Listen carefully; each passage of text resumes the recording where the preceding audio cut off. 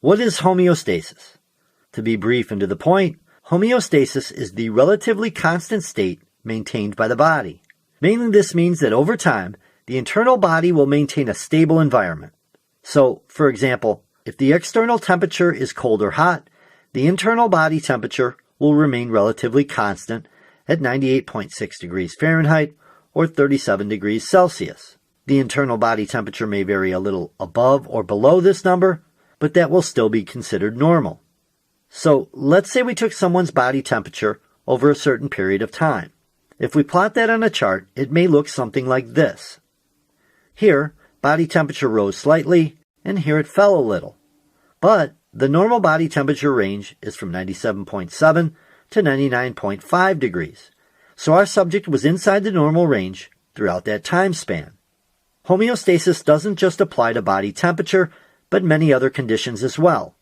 The human body needs to maintain a certain range of nutrients in the bloodstream, such as water, glucose, sodium, and other elements as well. We get our blood work done from time to time to check and make sure we don't have high glucose or cholesterol levels or too low levels of certain vitamins or minerals. This, in essence, is to check and make sure our body is maintaining homeostatic conditions. Set point is an important term when discussing homeostasis. Set point is a normal range that the body tries to stay in. For instance, the normal range for systolic blood pressure is between 80 and 120.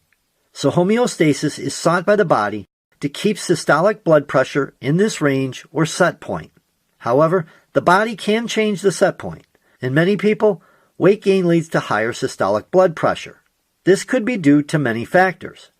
But the point is that the body changed the blood pressure set point to keep homeostasis. So now, maybe after the weight gain, someone's systolic blood pressure may be at 140, which is considered unhealthy and at risk for some diseases. But the body felt to keep homeostasis, it needed to change and pump blood harder. The ability of the body to maintain homeostasis is crucial to life, and each of the systems in the body plays important roles. It's oftentimes easier to understand homeostasis by constructing a model to make the concept clearer. Many sources use a fish tank comparison. Here we have a fish tank filled with water. The water represents body fluid or the internal environment. The glass that encloses the water or fluid would be the skin, creating a barrier separating internal from external. The fish in the tank represent cells, which obviously want to stay alive. But the cells need nutrients from the external environment in order to survive. The cells need oxygen, so we can put an air pump in the tank, which would represent the lungs, pumping oxygen into the tank. Okay, now we need a filter to get rid of wastes, which would represent the kidneys. Next, we need to add a heater to keep a constant temperature, and the heater would represent the muscles. And finally, we need food, or at least the nutrients contained in food. So we hook up a feeder to our fish tank to feed those fish, or cells, and the feeder would represent the digestive system. So our fish tank is complete, and with everything working together, we have relatively stable and constant conditions, which equals homeostasis. Keep in mind that our fish tank model only covers a few of the aspects involved in maintaining homeostasis, as there are actually far more mechanisms involved in the body keeping at a state of homeostasis. And that be the basics on homeostasis.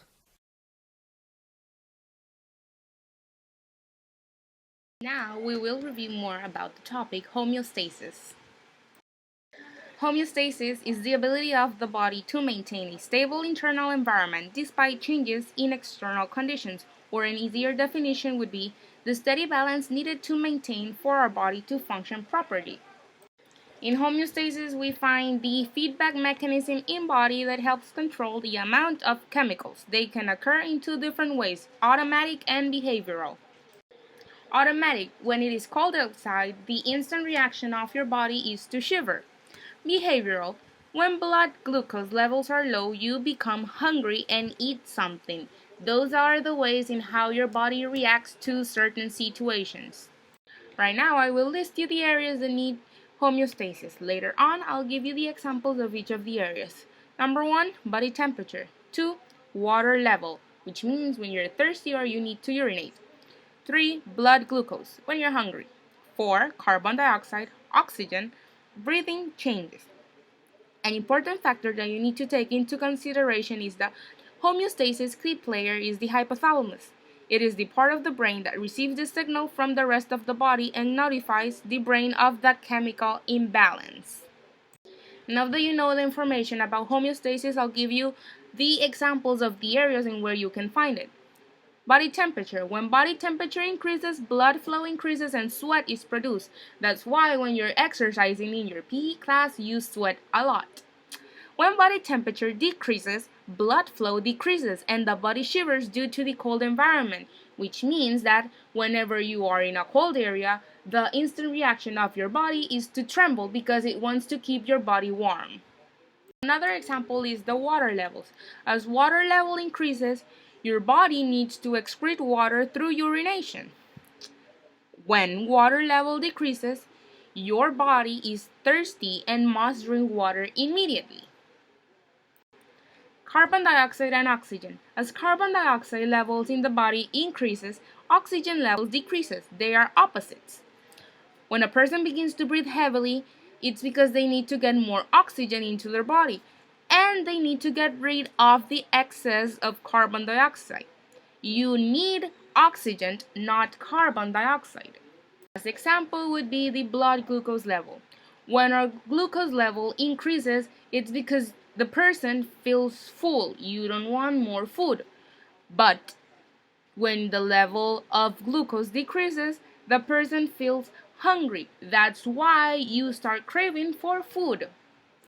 Thank you for watching. I hope you have understood the topic, but if you have any question, you can ask me anytime.